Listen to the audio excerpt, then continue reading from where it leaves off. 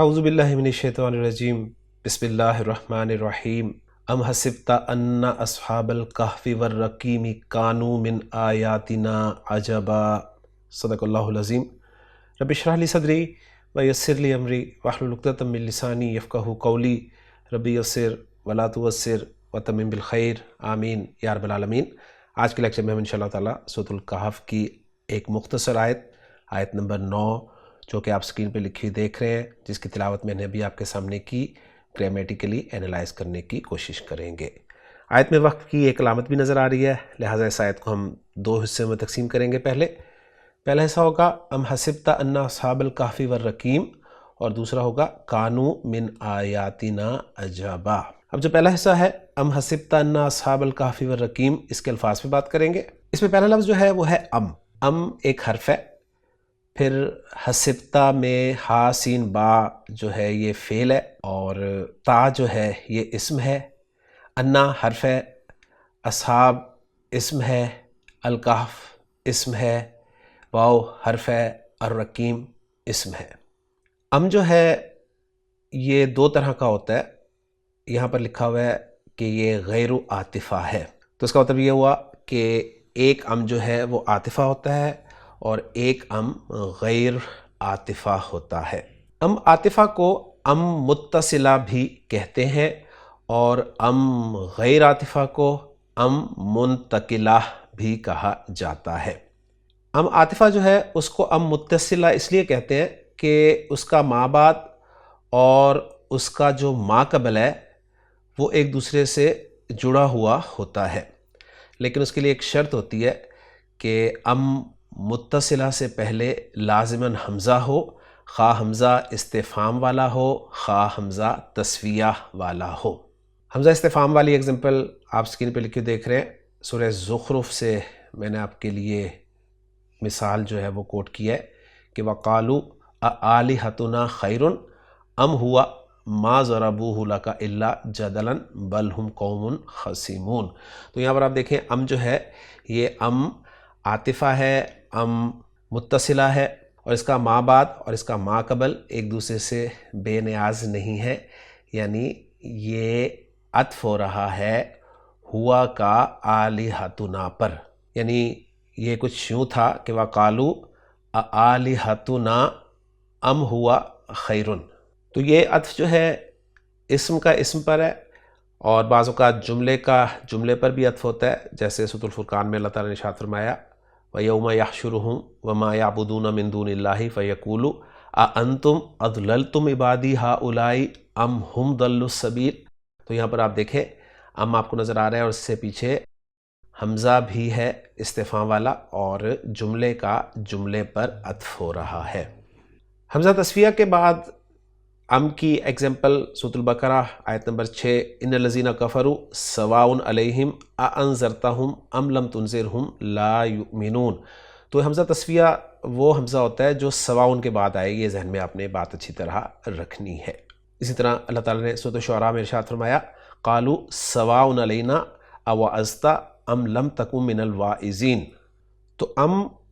متصلہ جو ہے اس کے بارے میں نے آپ کو مختصراً بتا دیا کہ وہ عاطفہ ہوتا ہے، جبکہ جو غیر عاطفہ ہوتا ہے جس کا دوسرا نام منقطعہ بھی ہے، یہ عاطفہ نہیں ہوتا اور اس سے پہلے حمزہ بھی نہیں ہوتا۔ یہ دو مستقل جملوں کے درمیان آتا ہے، کبھی بل کے معنی میں آتا ہے اور اضراب کا فائدہ دیتا ہے، کبھی استفہام کا فائدہ دیتا ہے، اور کبھی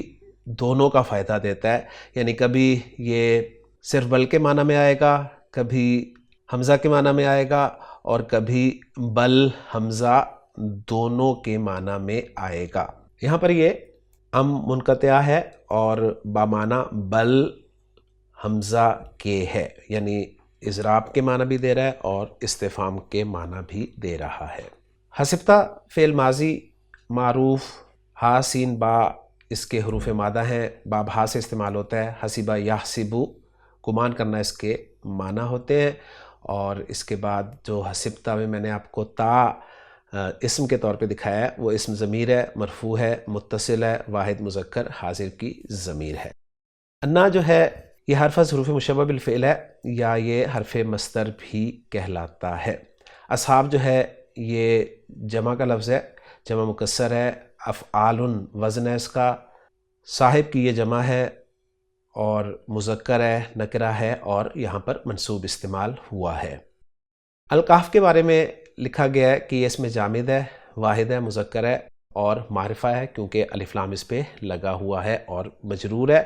اور اس کی جمع جو ہے وہ کہوف یا اکہف آتی ہے۔ واو عاطفہ ہے، اور الرقیم جو ہے یہ اگرچہ وزن فعیل کا ہے لیکن الیاقوت والمرجان میں لکھا ہوا ہے کہ اس میں جامد ہے، واحد ہے، مذکر ہے، معرفہ ہے اور مجرور ہے۔ تو پہلے حصے کے الفاظ پہ الحمدللہ بات ہماری تفصیل سے مکمل ہو گئی ہے۔ اب ہم پہلے حصے کے الفاظ کو جوڑ کر کچھ بنانے کی کوشش کرتے ہیں۔ تو جیسا کہ آپ اسکرین میں دیکھ رہے ہیں کہ منقطع بمعنی بل اور حمزہ، حسبتا فعل بفاعل ہے، انا حرف مصدر ہے، اور اس کے بعد ظاہر بات ہے اس کا ایک اسم ہوگا اور ایک خبر ہوگی، اور پھر انا اپنے اسم اور خبر سے مل کر مصدر کی تعویل میں ہو کر، مفرد کی تعویل میں ہو کر کچھ نہ کچھ بنے گا۔ تو انا کا جو اسم ہے وہ منصوب ہونا چاہیے، لہٰذا اصحاب الکافی مضاف الیہ ہو کر یہ انا کا اسم بن رہا ہے، اور واو عاطفہ ہے، اور الرقیم کا عطف جو ہے وہ الکہف پر ہے۔ گویا الکہف معطوف علیہ ہے، الرقیم معطوف ہے، معطوف علیہ اپنے معطوف سے مل کر مضاف الیہ ہوئے اصحاب کے لیے، اور اصحاب مضاف اپنے مضاف الیہ سے مل کر اسم بنا انا کا۔ ابھی انا کی خبر نہیں آئی، بہرحال خبر انا کی بھی آگے آ جائے گی، لیکن انا حرف مصدر اپنے اسم اور خبر سے مل کر مفرد کی تعویل میں ہو کر قائم مقام دو مفعول حسبتا فعل کے لیے بنے گا، اور پھر حسبتا فعل اپنے فاعل اور اپنے دونوں مفعولوں سے مل کر جملہ فعلیہ بن جائے گا۔ تو میں نے پہلے ہی اس پوری آیت کو اینالائز کر دیا آپ کے سامنے۔ اب ہم چلتے ہیں دوسرے حصے کی طرف جس میں کانو من آیاتنا عجبن والے الفاظ ہیں۔ الفاظ پہ پہلے بات کریں گے۔ پہلا لفظ کانو فعل ہے، اور پھر کانو میں واو کو دکھایا گیا ہے جو کہ اسم ہے، من حرف ہے، آیات اسم ہے، نا اسم ہے، عجبن اسم ہے۔ کانو فعل ہے، فعل ناقص ہے، ماضی معروف، کاف واو نون باب نون سے استعمال ہوتا ہے، عجب واوی ہے، اور کانو میں جو واو ہے یہ ضمیر ہے، ضمیر مرفوع متصل جمع مذکر غائب کی۔ من حرف جر ہے، آیات جمع ہے آیہ کی، مؤنث ہے اور نکرہ ہے اور مجرور ہے کیونکہ من کے بعد آیا ہے لفظ یہ، اور نا جو ہے یہ اسم ضمیر ہے، مجرور متصل جمع متکلم کی ہے، اور عجبن جو ہے یہ اسم ہے اور مصدر اسے لکھا گیا ہے عین جیم با باب سین سے۔ تو الفاظ سے بات ہوگی، اب ان کو بھی جوڑ کر ہم انا کی خبر بنائیں گے انشاءاللہ تعالی۔ کانو فعل ناقص ہے، واو ضمیر مرفوع متصل اس کا اسم ہے۔ اب کانو کی دو خبریں یہاں پر بن سکتی ہیں، ایک ہے من آیاتنا اور دوسری ہے عجبن۔ تو من حرف جر ہے، آیات مجرور ہے، ساتھ ہی مضاف ہے اور نام مضاف الیہ ہے، تو من آیاتنا فعل ناقص کی خبر اول بن گئی، اور عجبن جو ہے یہ فعل ناقص کی خبر ثانی بن گئی۔ ایک رائے یہ ہے کہ من آیاتنا جو ہے یہ حال مقدم ہے عجبن سے، تو اس صورت میں عجبن جو ہے وہ ذوالحال ہوگا، اور ہم جانتے ہیں کہ جب ذوالحال نکرہ ہو تو حال کو اس پر مقدم کر دیا جاتا ہے۔ اور عجبن کے بارے میں ایک رائے یہ ہے کہ یہ آیاتنا میں جو نا ضمیر ہے اس سے حال ہے۔ بہرحال جو بھی بنے ساری ڈیٹیل میں نے آپ کے سامنے رکھ دی ہے۔ کانو فعل ناقص اپنے اسم اور دونوں خبروں سے مل کر جملہ فعلیہ ہو کر محلاً مرفوع خبرو انا بن گیا، اور یوں ہماری یہ آیت گرامیٹیکلی انالائز ہو گئی۔ تفسیر جلالین سے کچھ ٹیکسٹ آپ کے ساتھ میں شیئر کرتا ہوں۔ وہاں پر لکھا ہوا ہے کہ حسبتا میں منقطع بمعنی استفہام انکاری ہے، یعنی اے محمد صلی اللہ علیہ وسلم آپ کو خیال نہ کرنا چاہیے، اور انا اصحاب الکافی جملہ ہو کر حسبتا کا مفعول بھی ہے، اور کانو من آیاتنا عجبن جملہ ہو کر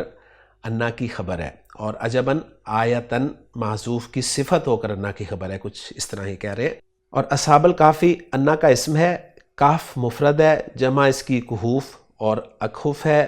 اور معنی اس کے غار کے ہیں۔ کہف اور غار میں فرق یہ ہے کہ غار تنگ اور چھوٹی ہوتی ہے اور کہف کشادہ اور بڑی ہوتی ہے۔ رقیم انہوں نے لکھا ہے کہ بامعنی مرقوم لکھا ہوا نوشتہ، اور رقیم کے بارے میں مفسرین کے 6 قول ہیں، یعنی اس بستی کا نام جہاں سے اصحاب کہف نکلے تھے، نمبر 2 اس پہاڑ کا نام جس میں وہ غار ہے، نمبر 3 اصحاب کہف کے کتے کا نام ہے، نمبر 4 اس میدان کا نام ہے جو اس غار کے دامن میں واقع ہے۔ نمبر 5 وہ تختی جس میں اصحاب کہف کے نام، نسب اور حالات لکھے ہوئے ہیں اور غار کے دہانے پہ نسب تھی۔ اور نمبر 6 سیسے کی وہ لوح جس پر اصحاب کہف کے نام کندہ کر کے شاہی خزانے میں محفوظ کر دی گئی تھی۔ تو یہ ڈیٹیل تھی کچھ جو میں نے تفسیر جلالین سے آپ کے سامنے رکھی ہے۔ اب ہم اپنی اس آیت کی ورکنگ جو ہے وہ علماء کی ورکنگ سے چیک کر لیتے ہیں۔ تو آپ سکرین پہ دیکھ رہے ہیں کہ منقطع بمعنی بل و حمزہ الاستفہام، اور تقدیر یعنی تقدیر کلام یہ ہے کہ بل احسبتا،